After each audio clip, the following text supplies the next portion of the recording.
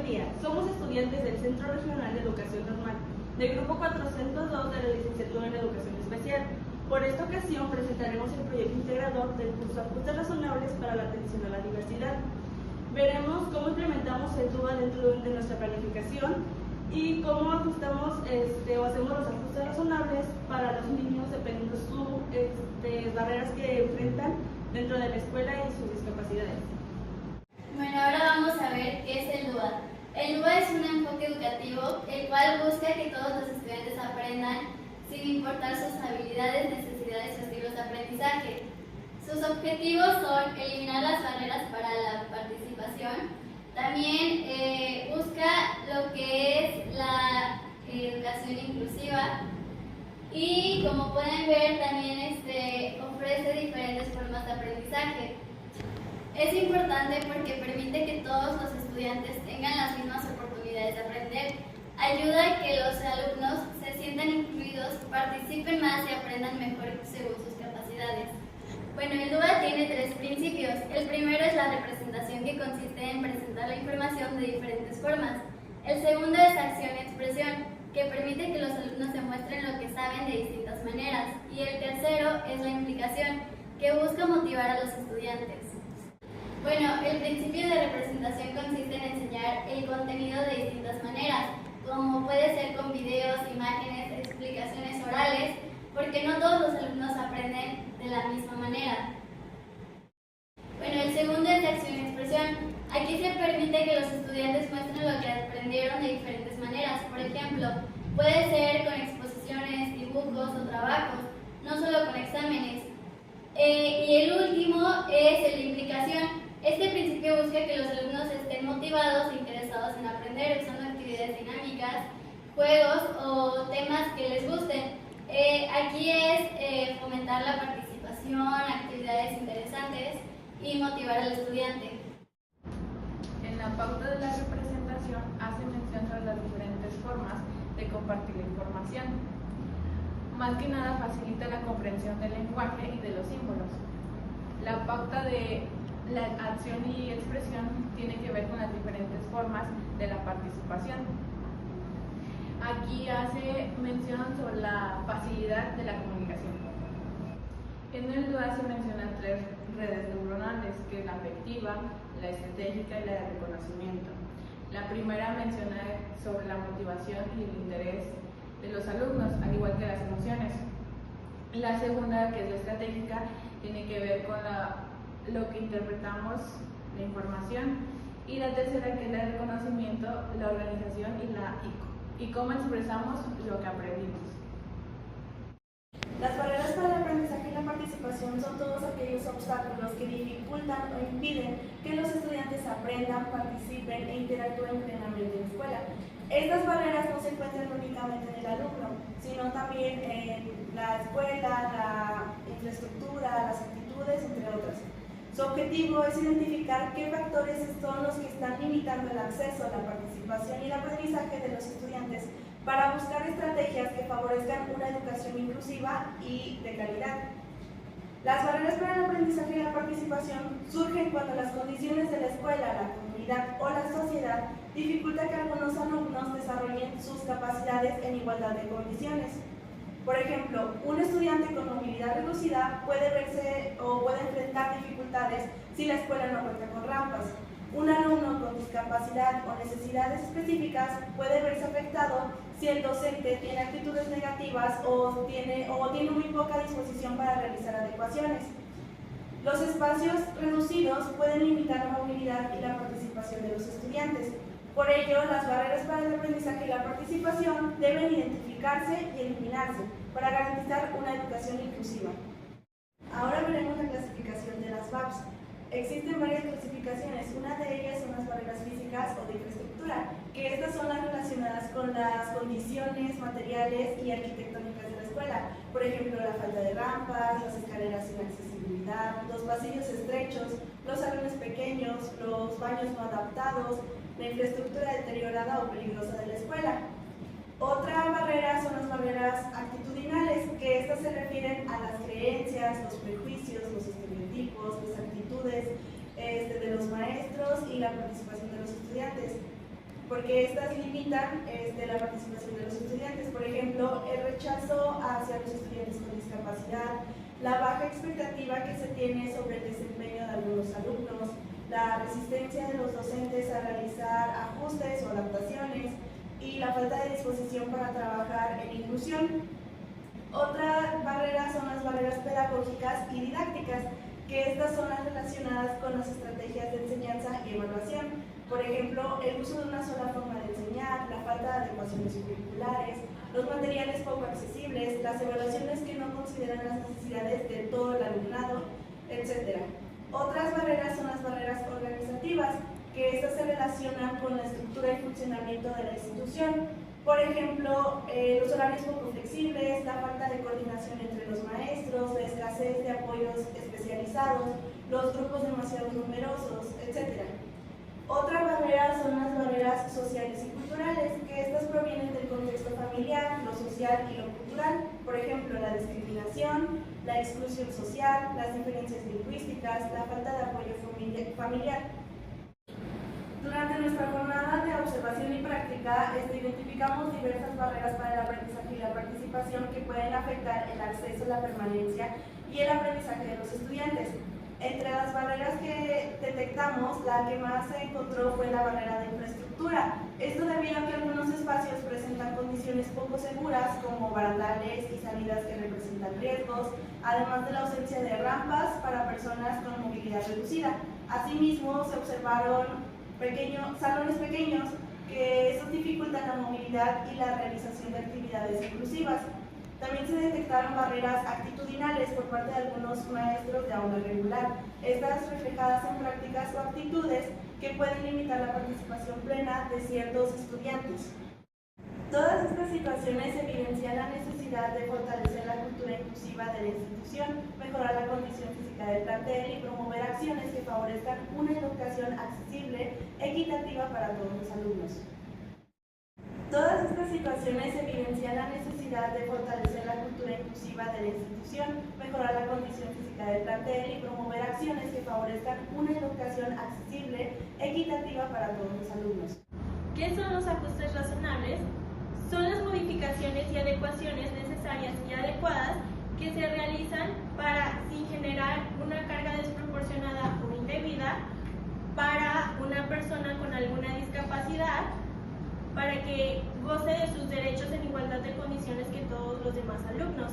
En el contexto educativo se implementan cuando, por ejemplo, la infraestructura, el currículo o incluso la organización del aula presentan barreras que el diseño universal para el aprendizaje no pudo eliminar por completo.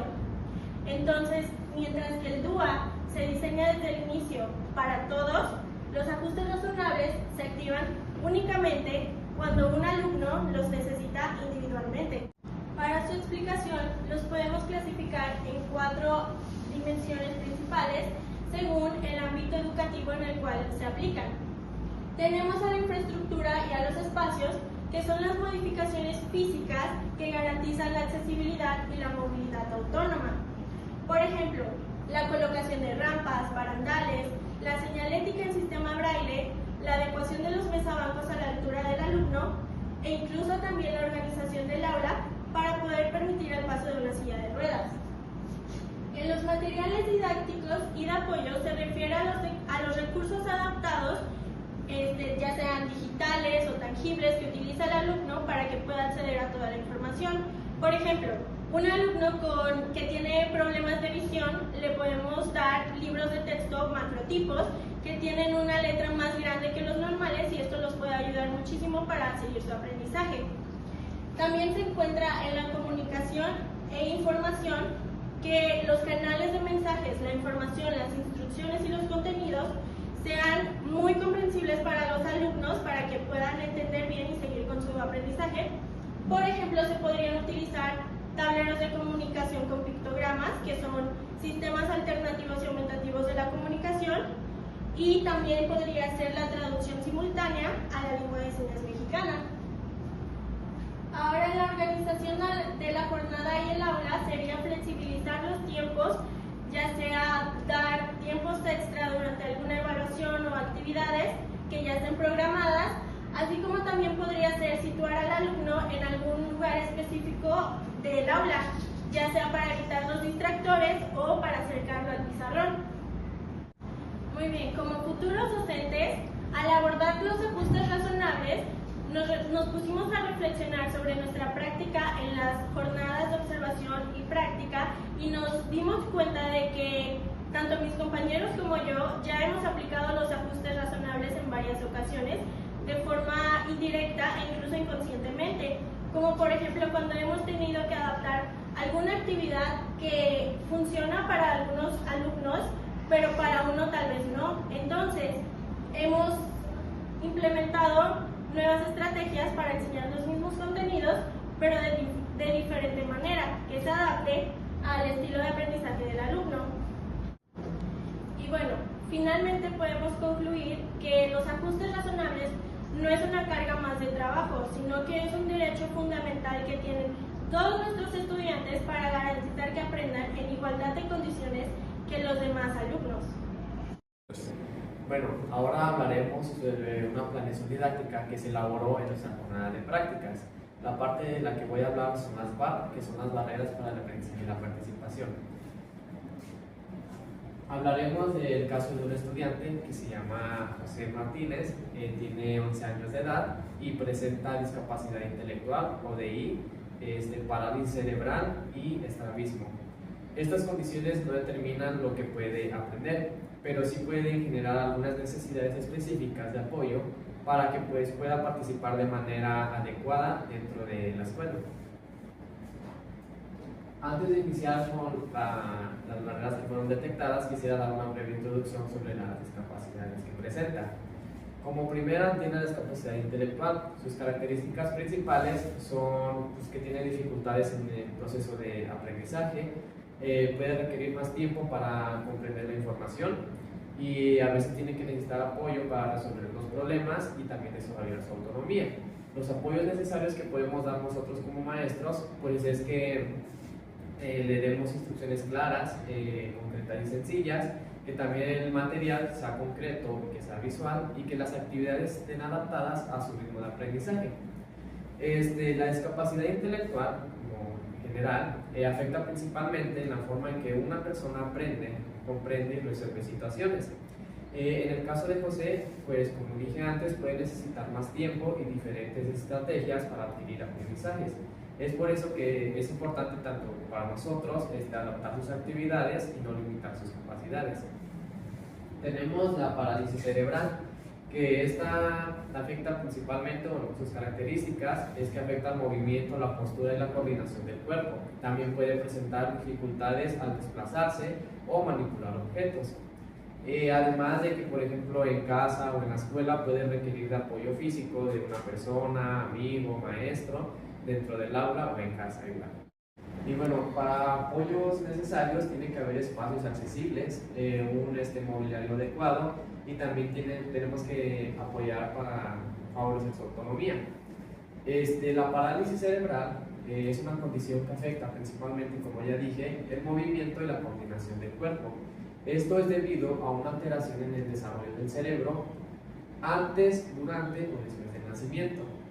Y bueno, en la escuela pues puede influir en la manera en que José se desplaza o realiza algunas actividades. Es por ello que se debe de enfocar todo bien en el entorno porque debe estar bien adaptado para facilitar su participación. Como última discapacidad que presenta, que es el estrabismo, pues sus características principales son el desviamiento de los ojos, que uno puede estar para acá o para acá. También puede afectar la percepción visual, puede tener dificultad en actividades como leer o copiar información. Los apoyos necesarios que se le puede dar es una buena ubicación dentro del aula. Por ejemplo, si el niño se sienta hasta atrás, pues es recomendable que se sienta hasta adelante, frente a la maestra y frente al pizarrón. Otro es el material visual adecuado y mayor claridad en recursos escritos. Por ejemplo, si la maestra trabaja, tiene que presentar imágenes grandes, las letras que sean un poco más grandes también. Y bueno, el estrabismo pues puede provocar dificultades en la visión, como ya dije, especialmente enfocar o seguir información visual.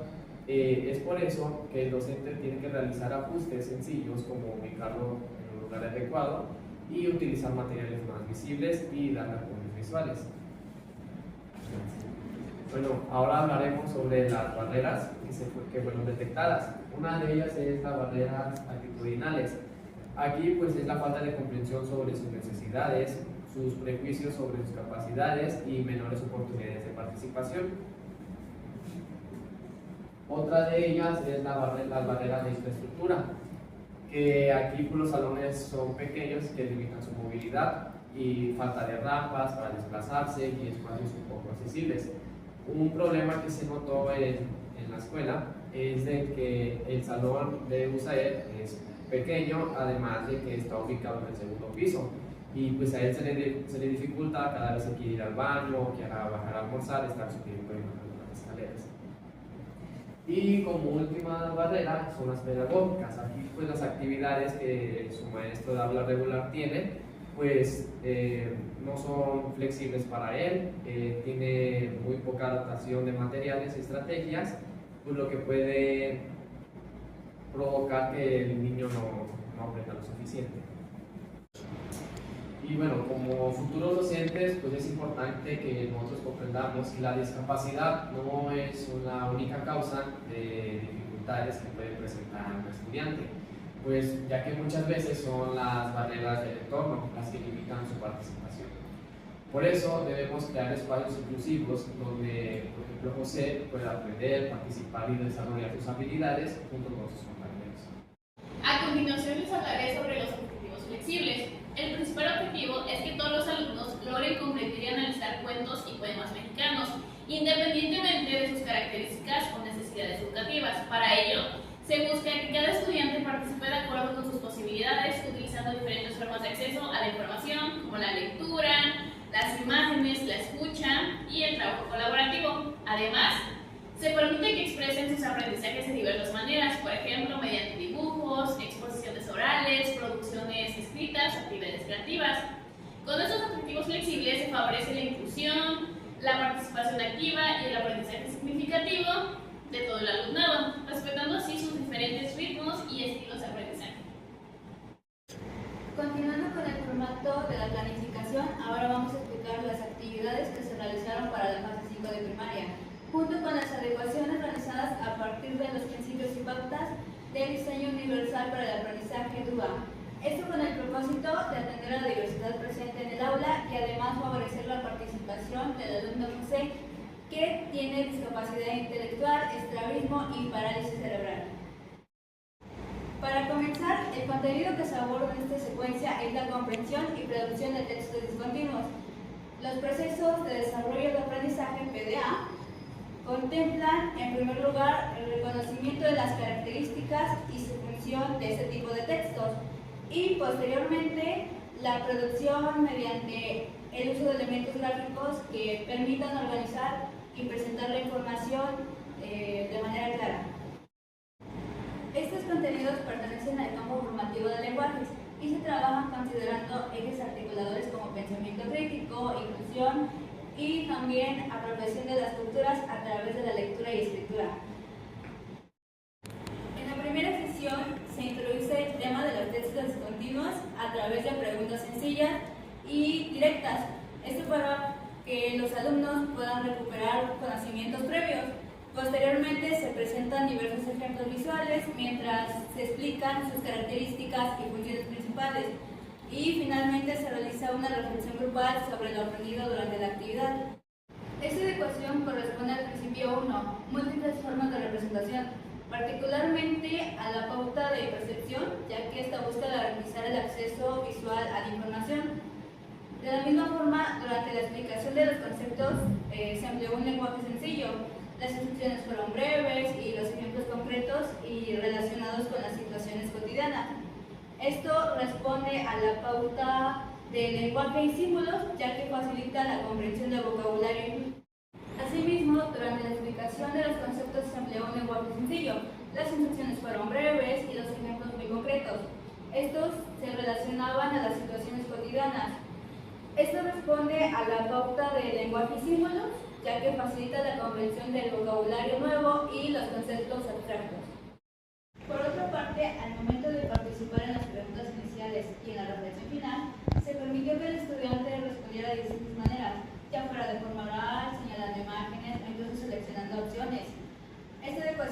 corresponde al principio 2, que son las múltiples formas de acción y expresión, específicamente a la pauta de expresión y comunicación, ya que se ofrecen diferentes alternativas para demostrar lo aprendido.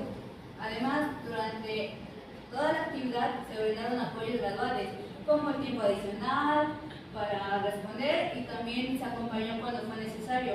Esto favoreció la participación dentro de la dinámica grupal.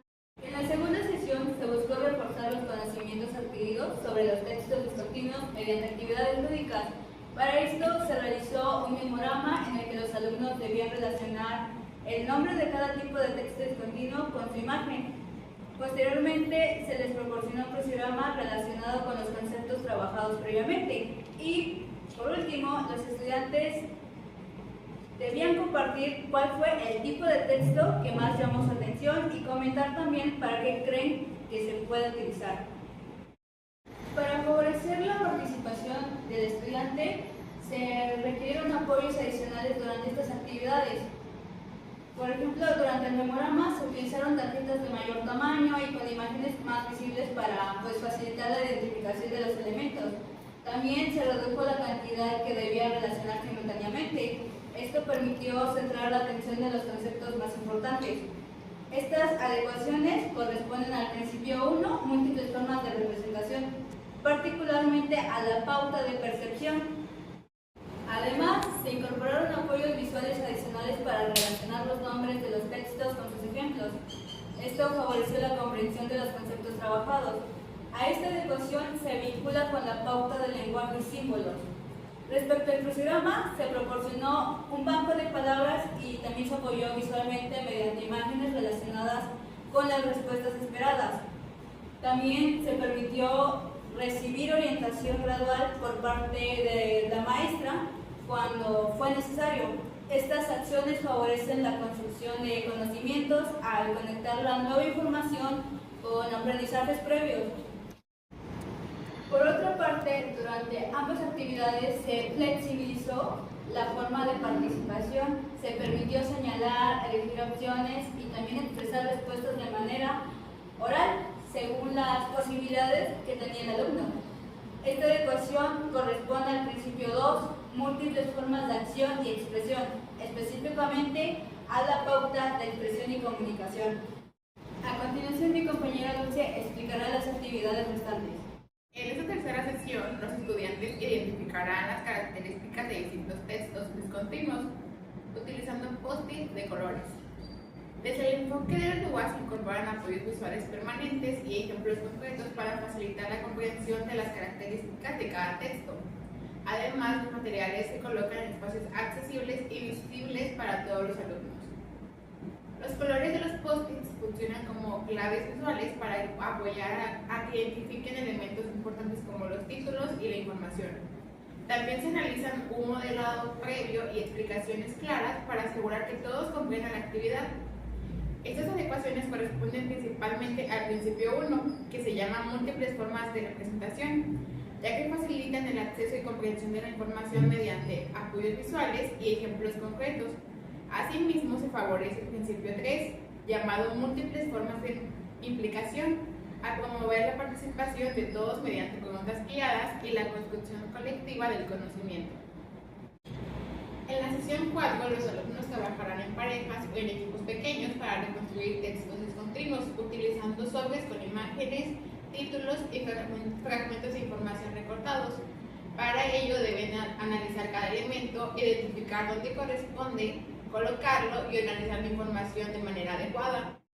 Finalmente, se realizan algunos trabajos de forma colectiva para reflexionar sobre la importancia de organizar correctamente la información. Desde el enfoque del DUA se favorece el trabajo colaborativo y la resolución conjunta de problemas, permitiendo que los estudiantes intercambien ideas y construyan soluciones en equipo. Además, se ofrecen apoyos graduales mediante preguntas orientadoras, ejemplos y modelado cuando es necesario, respetando los distintos ritmos de aprendizaje. Durante la socialización, los alumnos pueden explicar sus decisiones utilizando diferentes formas de comunicación y representación. Estas adecuaciones corresponden al principio 2, que es llamado múltiples formas de acción y expresión. al permitir diversas maneras de demostrar los aprendizajes, y al principio 3, que se llama múltiples formas de implicación, al promover la colaboración y la participación activa de todos los estudiantes. La quinta sección consiste en una trivia grupal, en la que los estudiantes repasan los contenidos trabajados durante la secuencia. Organizados en equipos, responderán preguntas relacionadas con la definición, clasificación, características y organización de los textos discontinuos. La actividad se desarrolla mediante una dinámica de juego utilizando una campana para responder, y al finalizar se revisan las respuestas y se recuperan los aprendizajes obtenidos. Para entender la diversidad del alumnado, la trivia incorpora preguntas presentadas de diferentes formas, incluyendo imágenes, ejemplos y apoyos visuales que facilitan la comprensión de las consignas. Además, se promueven múltiples formas de participación, respetando los tiempos de respuesta y valorando no solo las respuestas correctas, sino también el esfuerzo y la participación activa. Finalmente, se brinda una retroalimentación positiva, donde se favorece la reflexión sobre los avances obtenidos durante la secuencia. Estas adecuaciones corresponden al principio 1, llamado múltiples formas de representación, por el uso que usamos de apoyos visuales; al principio 2, llamado formas de acción y expresión, porque utilizamos las diferentes oportunidades para participar; y el principio 3, llamado múltiples formas de implicación, porque favorecemos la motivación, el reconocimiento y el compromiso de los estudiantes durante la actividad. Conclusión: el uso del diseño universal para el aprendizaje, o mejor conocido como DUA, en las planeaciones escolares dentro del área de USAER es fundamental porque permite anticipar y atender las diversas necesidades, características y formas de aprendizaje de todos los alumnos. Al planear con base en los principios del DUA se favorece la inclusión, la participación activa y el acceso equitativo a aprendizaje, eliminando las barreras que pueden limitar el desarrollo académico y social de los estudiantes. Además, facilita que los docentes diseñen estrategias flexibles, recursos variados y formas diversas de expresión y evaluación, promoviendo una educación más justa y centrada en las capacidades de cada alumno. De esta manera, el DUA fortalece la atención educativa inclusiva y contribuye al logro de aprendizajes significativos para todos los estudiantes, especialmente aquellos que enfrentan barreras para el aprendizaje y la participación. Muchas gracias por su atención.